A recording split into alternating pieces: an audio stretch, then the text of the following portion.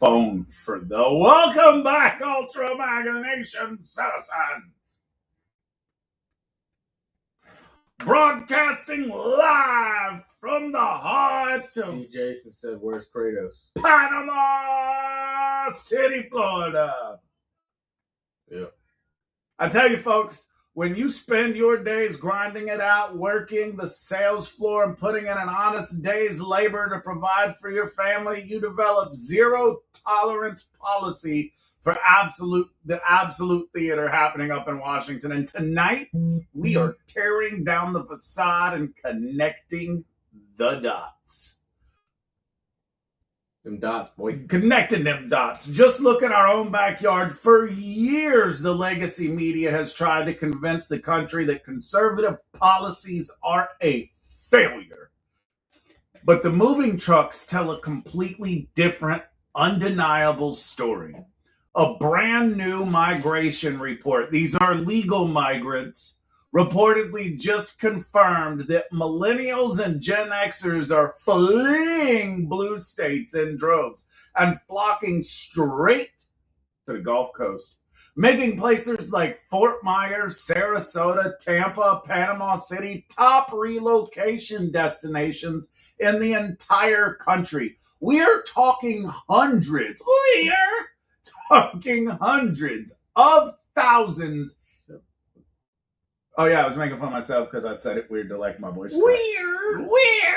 Hundreds of thousands of working class Americans packing up their lives to escape crushing taxes, rampant crime, and bureaucratic rot. They are voting with their feet. You can't see them, but I'm pointing at my feet. And they're choosing the free state of Florida. But while we are building a sanctuary of freedom and prosperity down here, the national stage is looking more like a high-stakes geopolitical spy thriller. Just yesterday, explosive reports confirmed that President Trump had to execute a highly classified decoy plane swap, literally sneaking off Air Force One into a smaller support aircraft via a catering truck. And I actually read something that it said that he swapped from not one but two planes, but I don't think I had anything that verified that. We'll learn together tonight. Why? Because U.S. and allied intelligence picked up an imminent, credible threat of an Iranian surface-to-air missile plot while he was departing the NATO summit. The mainstream media wants to obsess over petty political assassination attempts. I'm dying, Morty.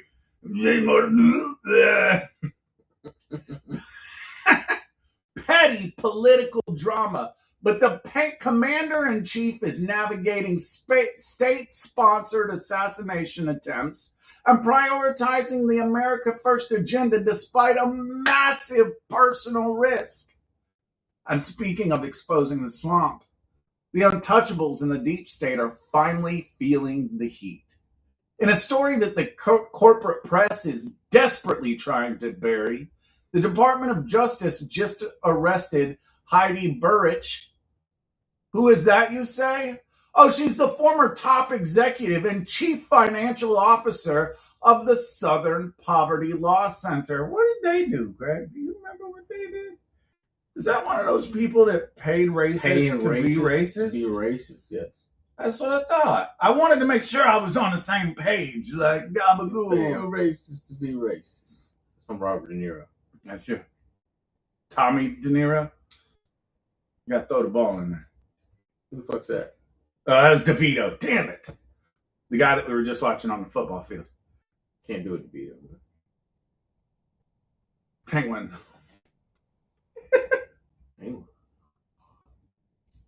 Oh, yeah. He was Penguin, bro. Oh, shit. Anyway, back to Heidi Burrich. For decades, the SPLC has acted as the self-appointed moral compass of the radical left, maliciously labeling hardworking constitutionalist organizations as hate groups. But behind closed doors, federal prosecutors have indicted Burich for wire fraud, bank fraud, and, money laundering. The DOJ alleges she was funneling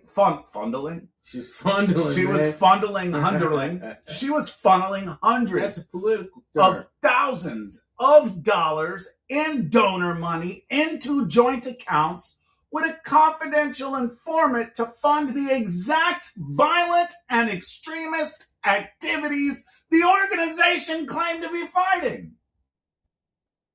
The absolute hypocrisy is staggering, and the house of cards is collapsing. And the two-tiered justice system is finally being dismantled. So how would we secure the republic while the establishment crumbles around us? You rebuild it with American hands and American steel. President Trump just unleashed an absolute masterclass in military-industrial dominance, slapping 100% tariffs on foreign-made drones to choke out adversaries who have been spying in our airspace, and he didn't stop there. He issued a sweeping directive to build the first new U.S. naval shipyard in over 80 years. We are officially done relying on foreign supply chains for our national security. We are bringing heavy defense manufacturing back to American soil and investing in the American worker and ensuring that our Navy remains the undisputed lethal titan of the high seas. The globalists want you distracted, quiet, and compliant. But down here in the panhandle, we hold the line. Keep your powder dry, keep your intellect sharp, and never surrender the narrative. Right. So, guys, all 6 of y'all, y'all are like the core audience. Now there's 7. There's 7. There was 7. Y'all are like the core group. So, and we appreciate you. But we need y'all to do your job of sharing, liking, turning the notifications on, commenting in the comments, like those that have already. I haven't even looked at the comments. There you go back. I don't even see Jason's talking about he didn't get to see That was me. the first one. It was probably because it like shut down and was like, oh, snap. Remember? He deleted it. He deleted it. Let's kick things off right here at home. Because while the legacy media and the Beltway elites spend their time hyperventilating and trying to paint conservative governance as some sort of chaotic, unbelievable frontier the actual, unbelievable frontier. Oh, wow, I just can't fucking read today. Frontier, the actual hard data is rolling in. And folks, numbers do not lie. The U-Haul trucks are all pointing south. And the great blue state exodus isn't just continuing, it is accelerating at a breakneck speed. Listen to this. Brand new data just dropped this week from the Florida Department of Highway Safety and Motor Vehicles. We now know in just the first 6 months of 2026, more than 200,000 people transferred their out-of-state driver's licenses to the free state of Florida. 200,000 people in just 6 months. This is the highest first half total we have seen since 2023. And do you want to guess who is leading the pack? Who is fleeing their state in the highest numbers to seek sanctuary down here? New York. In just 6 months, New York sent a staggering 23,436 new residents straight to Florida. And right behind them, Georgia, New Jersey, California, and Texas. They are all pouring into places like Miami-Dade, which just took in over 13,000 newcomers, followed closely by Palm Beach County with nearly 12,000. But it's not just retirees anymore. That's the old narrative. If you read the brand new migration report just released by U-Haul, tracking their customer moves through mid-2026, the demographics of who is moving will shock the establishment. The people abandoning blue states are Gen X and millennials. For Gen X, the working professionals, the established families, the business owners, their absurd number one destination in the entire country is right down the road in Fort Myers, Florida. The Northport, Sarasota area came in at number 3 nationwide. Tampa hit number 8. As for the millennials, they're abandoning the high tax, high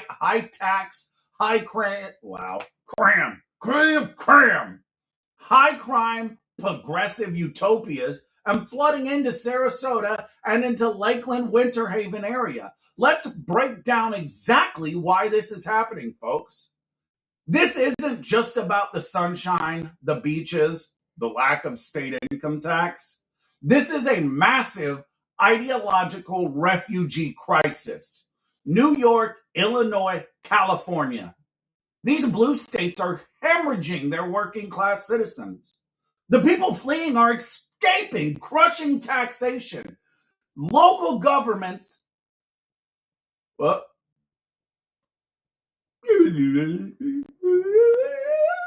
the people fleeing are escaping crushing taxation. They are escaping rampant, unpunished crime. They are fleeing weaponized local governments, the total collapse of basic municipal services, and their indoctrination in the public school system. They are packing up their lives and abandoning the progressive experiment. And they are moving here because Florida represents the last functioning bastion of constitutional governance. Our policies work. Our economy is booming, and our state leadership categorically refuses to bow to the woke, bureaucratic rot that has infected the Northeast and the West Coast. The moving trucks are the ultimate ballot box, folks, and the American people are voting with their feet. But here is the catch.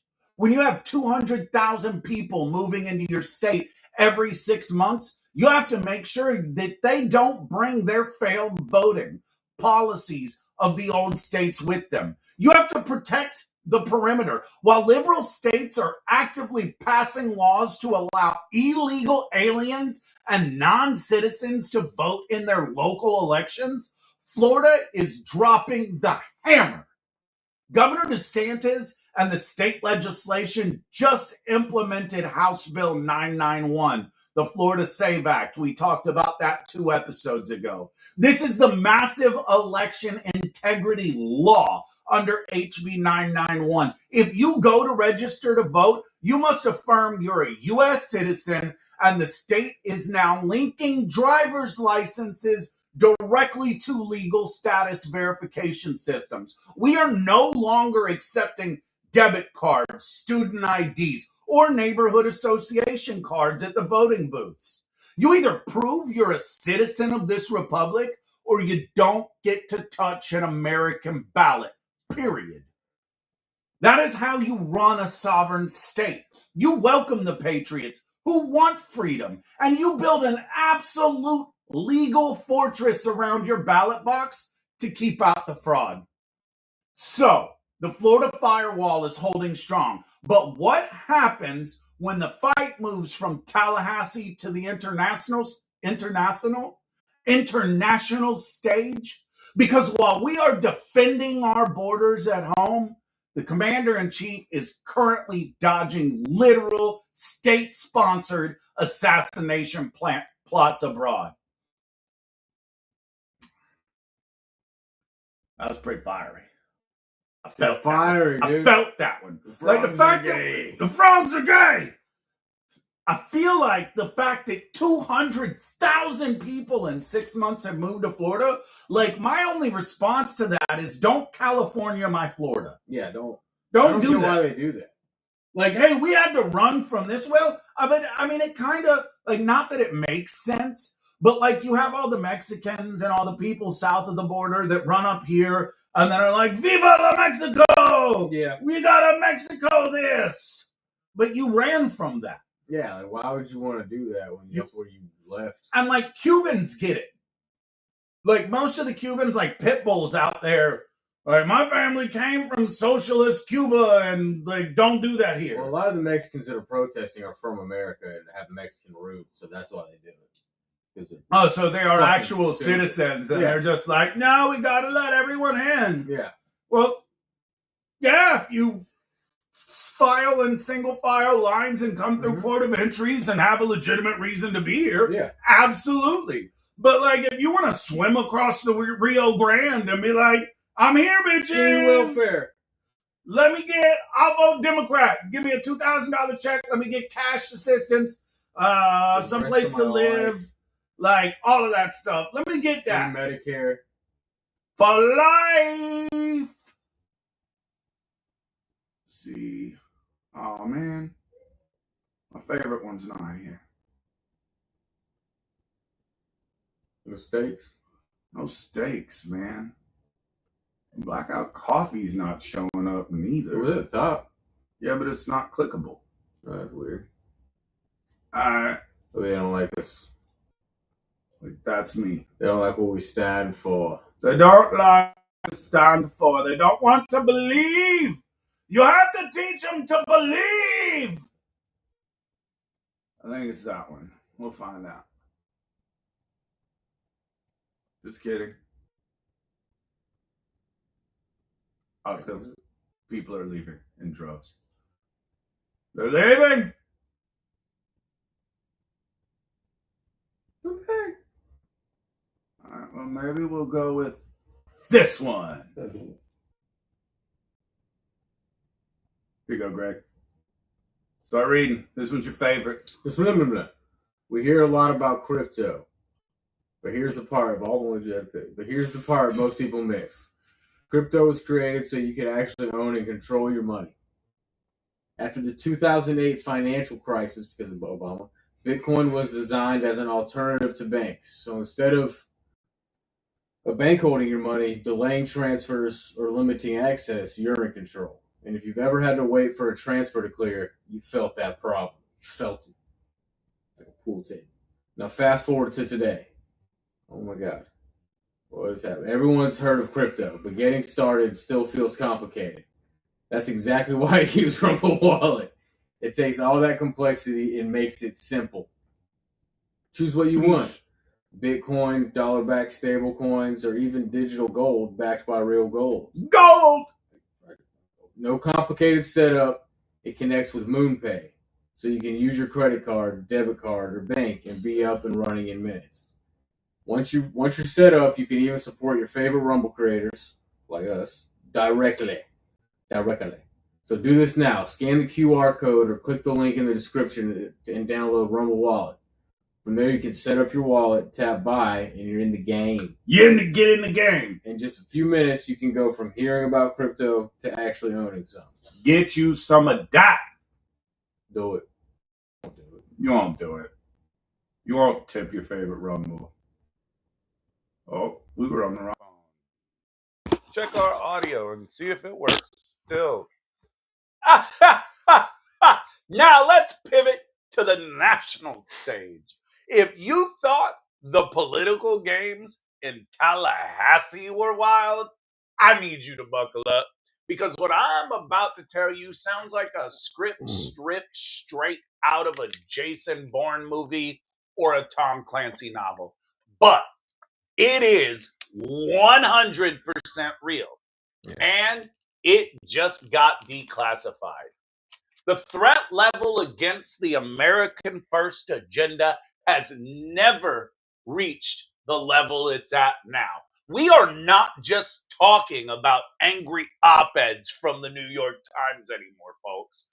We are talking about literal state-sponsored assassination plots from foreign adversaries. Just a few days ago, explosive reports broke detailing an extraordinary clandestine security maneuver involving who? Donald J. Trump. Let me set the scene for you. Last month, July 8th, 4 days after the 250th anniversary of this great country, President Trump was wrapping up a NATO summit in Ankara, Turkey. Now remember, Turkey shares a border directly with Iran.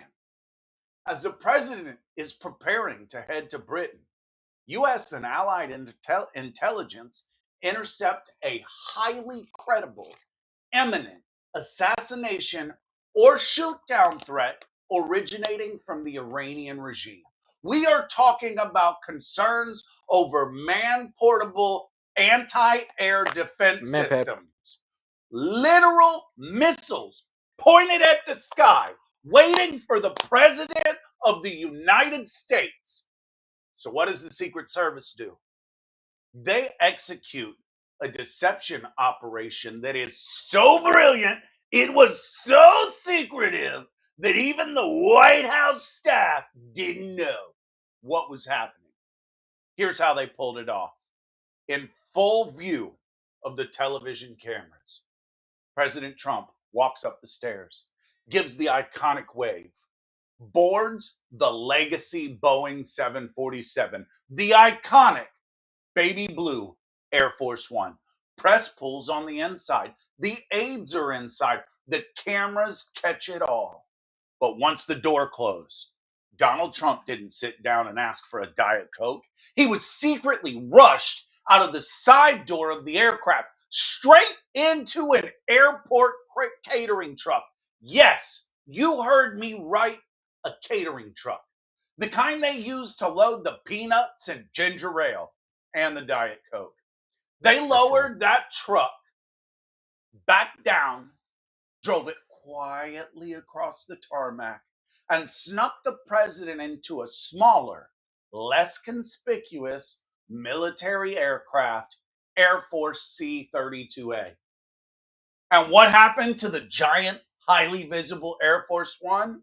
It took off anyway. It became a flying, multi-$100 million decoy.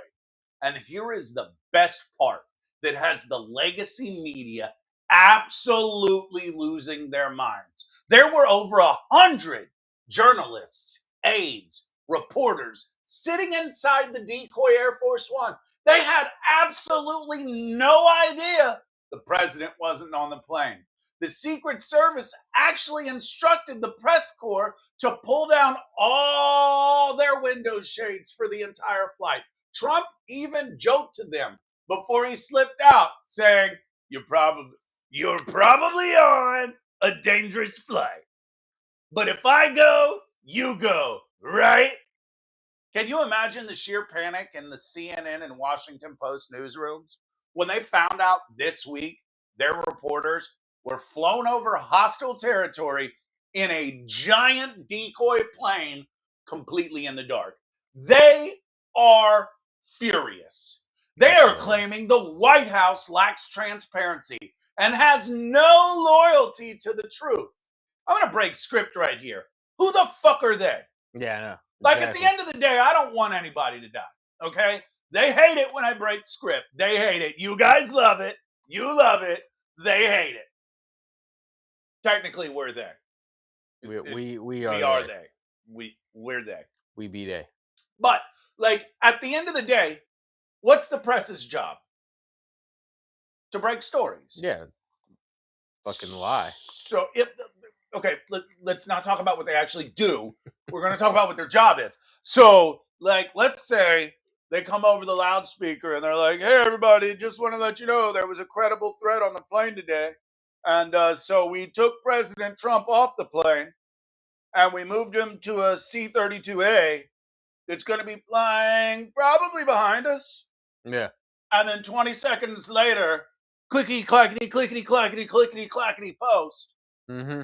President Trump evacuated off Air Force One, used us as a decoy. He's in a C-32A. Of course they didn't tell him. And second of all, not that we want anybody to die, okay?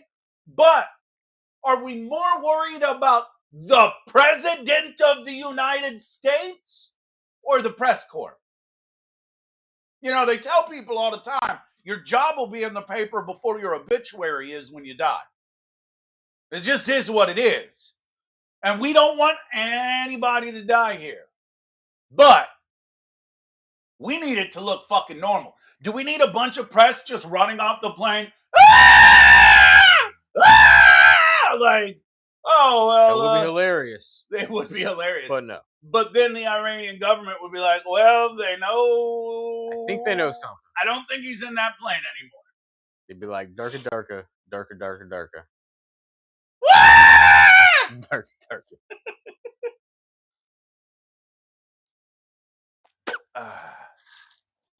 And Senate Minority Leader Chuck Schumer. Oh, Chuck is having a complete meltdown. He issued a statement demanding an immediate congressional briefing, whining that this is unacceptable that Congress was kept in the dark. Listen to me, Chuck. When there is literal surface-to-air missile threat against the commander-in-chief from the Iranian regime, the Secret Service doesn't fucking care about your feelings. And they certainly don't care about briefing Capitol Hill so it can be leaked to the press in 5 minutes. Yep. They care about keeping the leader of the free world alive. When Trump was asked about this incredible maneuver this week, he just shrugged it off like the absolute boss he is. He confirmed the Secret Service swap, but said he actually thought his smaller plane was at a greater risk because that's the one the enemy would actually go for if they figured it out. He said, I get lots of threats. Any consequential president has a lot of threats. Non-consequential presidents like Joe Biden don't. Okay, he didn't say the Joe Biden part, but we all know he thought it. Boom, drop the mic. While the media throws the temper tantrum about the window shades, the leaders of the American First movement are dodging literal state-sponsored assassination plots to keep this country safe. It proves exactly why strength on the global stage is not just rhetoric. It is a matter of absolute, uncompromising survival. But folks, the deep state isn't just operating in the Middle East. They are operating right here at home. Right here at home.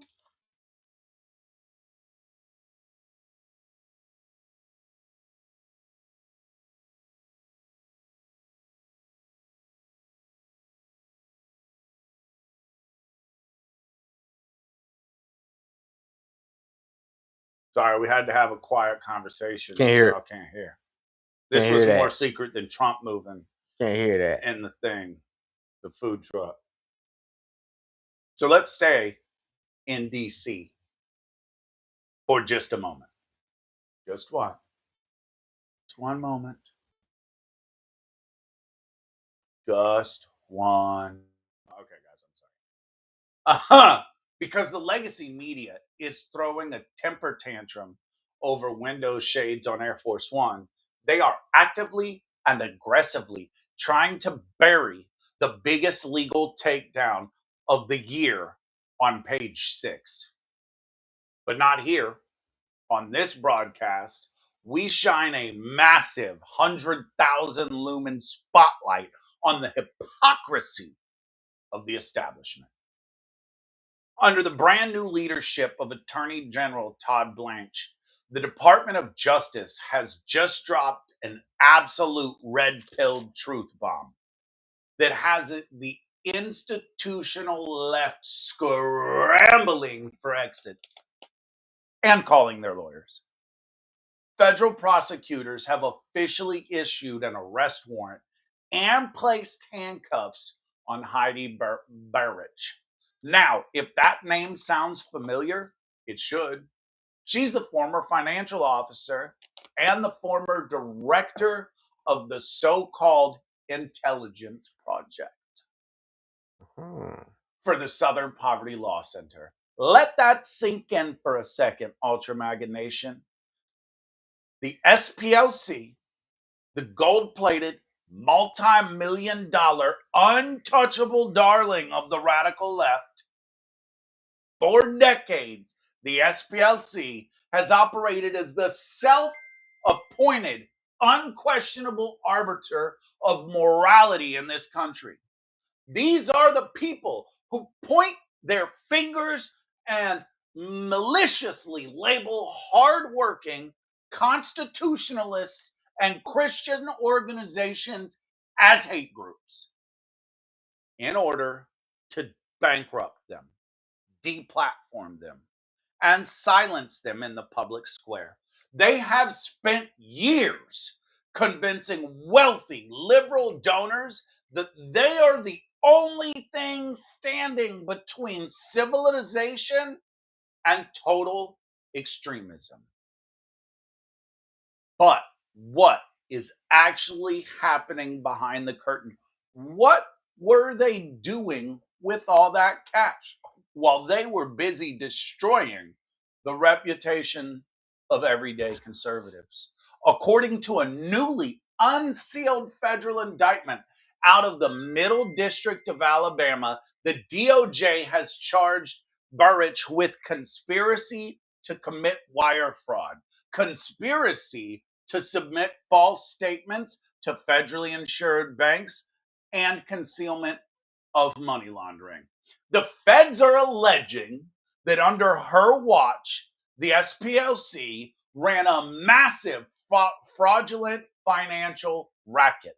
They allege they set up fake shell companies and fictitious entities to secretly They're fundling.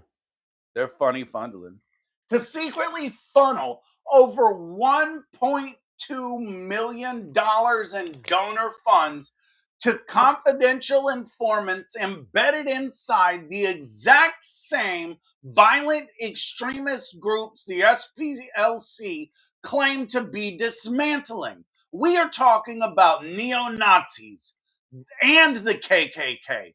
But folks, you haven't heard the wildest part of this yet. This is where it goes from financial scandal into a soap opera of epic proportions. The indictment specifically alleges that Heidi Burrich was in a romantic relationship with one of the informants she was paying. They allege they lived together, shared a home, and shared joint bank accounts. The federal government claims that between 2015 and 2021, over $140,000 of SPLC donor money flowed directly from the organization into their shared joint accounts, which was allegedly used to pay for her own personal living experiences. Do you understand the absolute unadulterated hypocrisy we're looking at here? The very organization that sits on its high horse and points its fingers, accusing you and me and you of being extremists, was allegedly running a multi-million-dollar money laundering scheme. They were funneling cash to the exact same hate groups they fundraised against. And their CFO was allegedly paying her own living expenses out of a joint bank account shared with one of the embedded operatives to one of those groups. Of course, her lawyers are out here right now crying to the press, claiming this is a vindictive prosecution. Hold on. How's it vindictive prosecution when you stole $1 million? It's vindictive. And Racist. that she is. What were you saying? Sorry. Vindictive. It's vindictive. It's vindictive. And that she is a victim of political targeting by the Trump administration. They are claiming she is just a brave civil rights warrior being silenced. Give me a break! When you use shell companies to lie to federally insured banks and you allegedly dump donor cash into your romantic partner's joint account to pay your bills, you aren't a civil hero, you're a defendant. And this is exactly why confirming Todd Blanche as Attorney General was the most critical move of this administration. Because the last Attorney General didn't have the cojones to do the job. The House of Cards is collapsing. The untouchables are finally being touched. The era, that was weird, of the left weaponizing fake moral superiority to destroy conservatives while operating in total corruption behind closed doors is meeting a very harsh and very legal, frogs are gay, very legal reality check. And that brings us to the ultimate question of the hour. How do we actually rebuild a sovereign nation when the institutions have been this corrupted? How do we project real power again?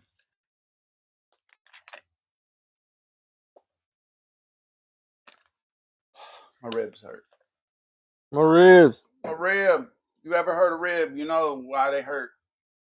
And that brings us to our final segment of said podcast / broadcast / whatever the fuck you want to call it. / shittiest podcast on Rumble. We've talked about the Florida firewall. We've talked about the commander-in-chief dodging literal missiles. I'm all doing like, ah! Greg's actually like hitting the boxing stance. We've talked about the Department of Justice finally putting the hypocritical deep state in handcuffs. But none of that matters. None of it. If we cannot defend the homeland or project real, unquestionable power across the globe. For the last 8 years, the United States Navy has projected power the same way. Multi-billion-dollar aircraft carriers and destroyers. And for decades, the Washington establishment has sat by and watched our defense industrial base decay, our shipyards rust, and our manufacturing jobs get shipped overseas. Right now, as we speak, Communist China's shipyards are outproducing U.S. shipyards by more than a staggering 100 to 1 margin in tonnage. They are churning out warships while our politicians argue about what pronouns to use in military training manuals, which they're not really doing anymore. What's a woman? So that's gone. But while they were doing that, they were still doing it. China was the still last doing administration. Well, those days are officially over because President Trump just delivered an absolute masterclass in military-industrial dominance, and he did it with the stroke of a pen. While the globalists want to entangle us in endless, unfunded foreign wars, that's me stroking a pen. Stroke it. Don't. On paper. Don't stroke it. Unfunded foreign wars. The administration just signed 2 massive national security directives aimed right at the heart of our adversaries. First, Trump just slapped a crushing 100% tariff on sensitive foreign-made drones. Why is that a massive deal? Because for years we've allowed foreign, adversaries, specifically the Chinese Communist Party, the CCP, to flood our commercial and defense markets with cheap technology, just drank the other one, using those drones to map our infrastructure and spy in our airspace. We are putting a hard stop to it. You want to fly in American skies? You build it with American parts on American soil, or you get taxed into oblivion. We are choking out the foreign spy tech once and for all. But it doesn't stop there. Tariffs play defense. But you don't win wars by just playing defense. You win by building an armada. President Trump has ordered a monumental shift in our naval doctrine, heavily backed by billions of dollars in new that's Chinese. In new maritime autonomous funding. Sounded like English. Yeah, it kind of got weird. And the private sector is answering the call in a way we haven't seen since World War II. Big Two. Back-to-back World War champs. We won that one and the one before that. We are talking about the creation of the first massive new U.S. shipbuilding capabilities in 80 years. Okay, Google, stop. Let me give you the exact details that the mainstream media is completely ignoring.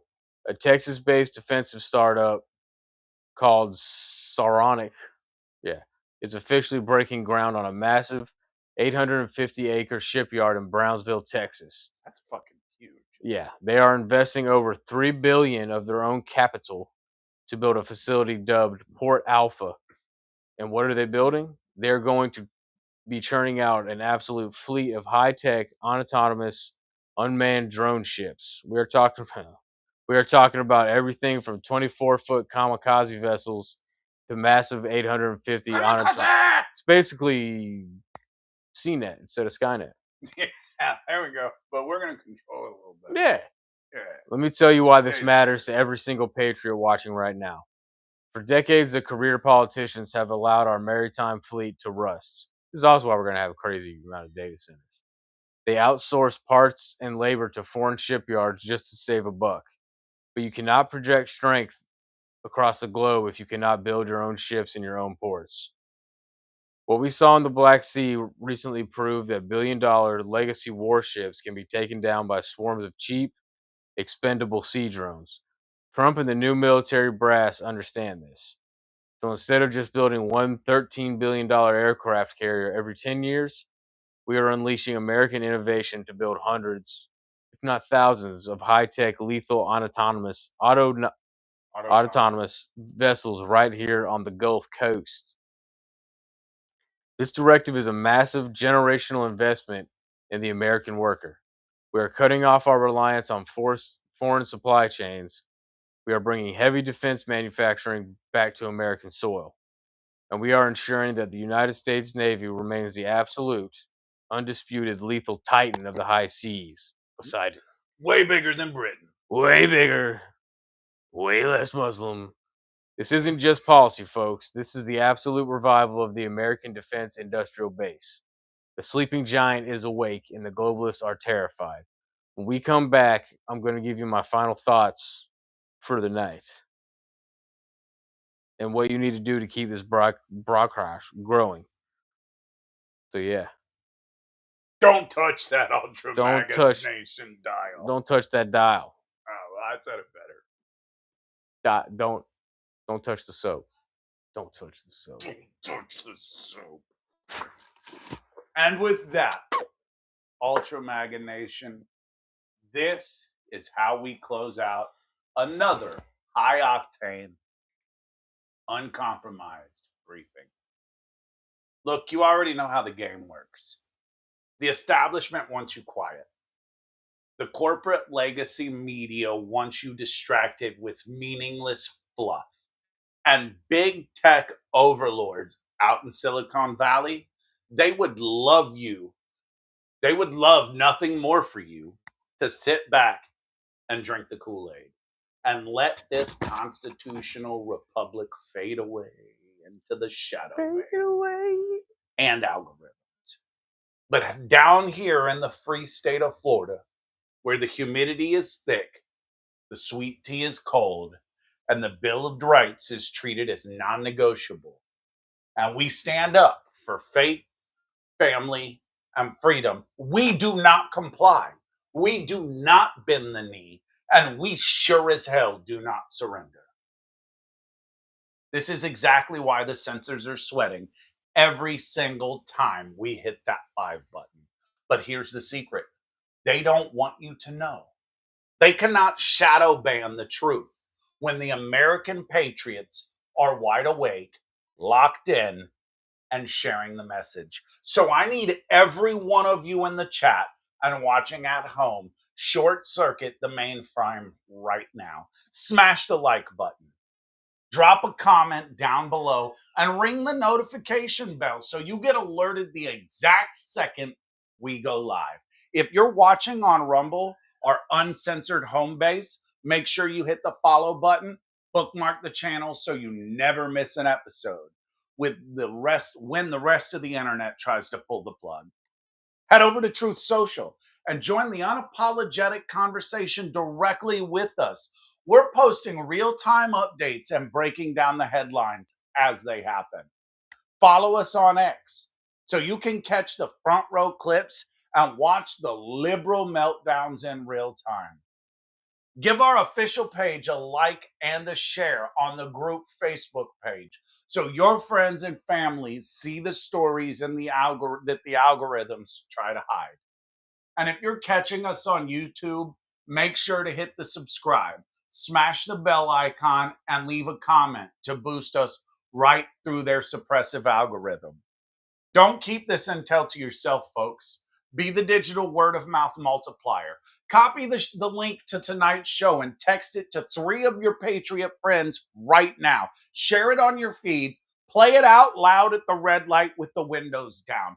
Force feed it to your liberal brother-in-law on Sunday dinner and watch him try to debate the facts. We are the ultimate digital firewall, Patriots. Whether we're defending the state capitol here in the Panhandle, cheering on the complete dismantling of a weaponized Department of Justice, or celebrating the rebuilding of American naval dominance, we are the ones holding the line for the future of this country. Keep your powder dry, keep your intellect sharp, stay fast, stay free, and God bless the United States of America. We are Ultra Maga Nation, and we'll see you right back here on the digital battlefield.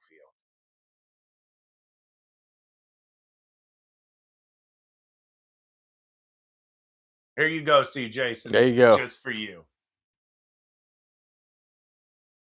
Tell us, how does one become a legend in your world? You must first survive the elements. Then you must defy the gods themselves. Only then will they carve your name in stone. Tell us, how does one become a legend in your world? You must first survive the elements. Then you must defy the gods themselves. Only then will they carve your name in stone. Tell us, how does one become a legend in your world? You must first survive the elements.